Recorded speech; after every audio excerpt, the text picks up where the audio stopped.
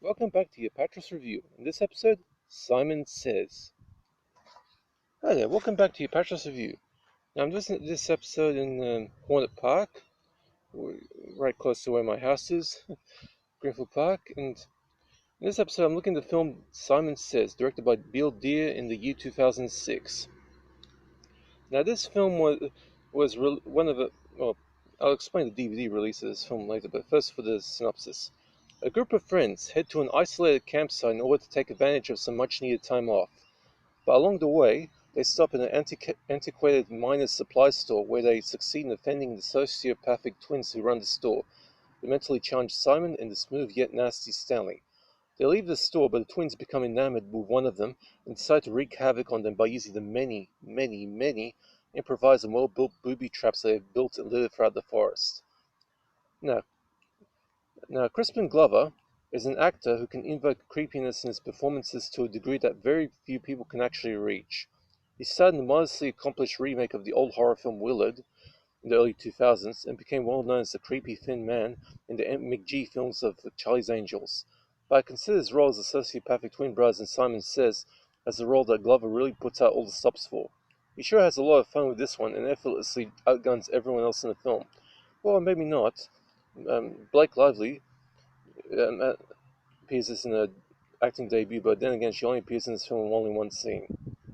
Simon Says it's pretty much a postmillennial slasher film that manages to succeed in evoking the memory of the many slasher films that lived in the 1980s, but with a principal difference. Unlike practically every slasher film that came out in the 1980s, excepting the Friday the 13th franchise and a few Halloween sequels that put out the bookends of that legendary decade, here we know who the killer is, and as a result, the film becomes even more suspenseful because of that.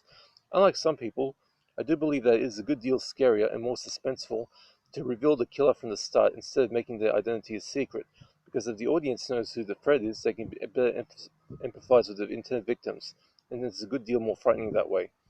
That is the main reason why John Carpenter's classic Halloween manages to outgun just about every slasher film that tried to copy it.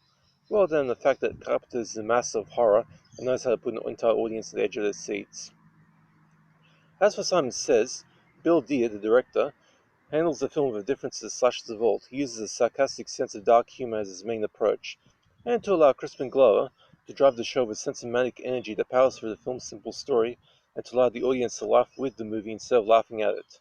The film is essentially a covert parody of slasher films. The characters are all given the standard complement of descriptive traits: the jock, the uptight girl, the floozy, the stone, and the prime candidate for the final girl, but adds to them a hidden trait that makes them more endearing to watch. In the case of the stoner, Craig Sipes, who I had seen earlier in the family-friendly horror film Inhabited, I covered that one last year, really plays the part of an innocent, idiot savant quality that makes him the best choice for a hero's role in this film.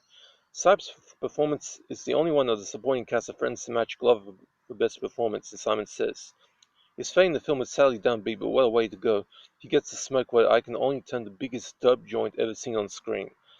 The film has a double twist ending that makes sense and doesn't ruin the film's credibility in any way. It is hinted at in the very first scene, by the way.